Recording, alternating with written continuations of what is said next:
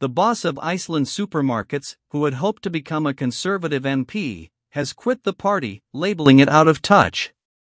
The attack from Richard Walker came on the eve of the annual Conservative conference, as delegates gathered in Manchester. Mr. Walker told the BBC's Laura Quinsberg that the party was losing touch with business and consumers. The Conservatives declined to comment on the record.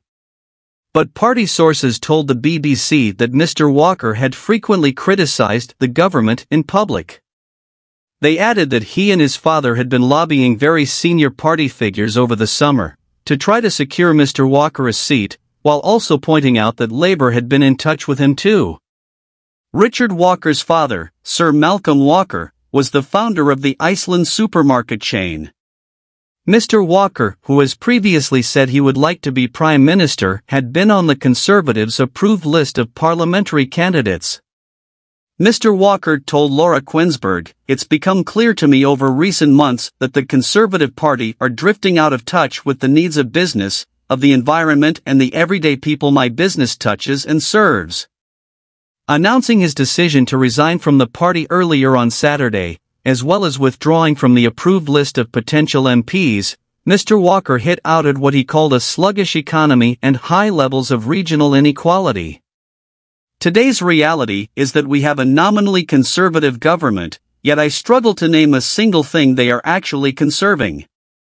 Certainly not the business sector or our economy, the vitality of our high streets or the safety of my retail colleagues, our farming and rural communities, our rivers and seas, our net zero obligations, our NHS, our schools, our reputation for decency and fairness, or the future prosperity of our kids and grandkids." Iceland boss says he would like to be PM. Rishi Sunak needs political superpowers to make his rebrand work. What, where and when are party conferences?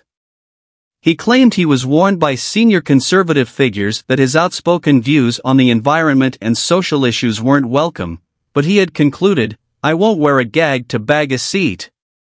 I am not prepared to change my values and principles to suit a party that has itself lost its way." Mr. Walker had previously been vocal in his criticism of some Tory policies, including the plan of then Prime Minister Liz Truss to scrap the top rate of income tax. He has also previously spoken about the impact of rising prices on his customers, saying some have been forced to use food banks. Earlier this week, he was forced to apologize after claiming that 3 staff contracted HIV as a result of needle attacks. He said had made the comments in error in a draft article for Mail Online about threats of violence against store workers by shoplifters.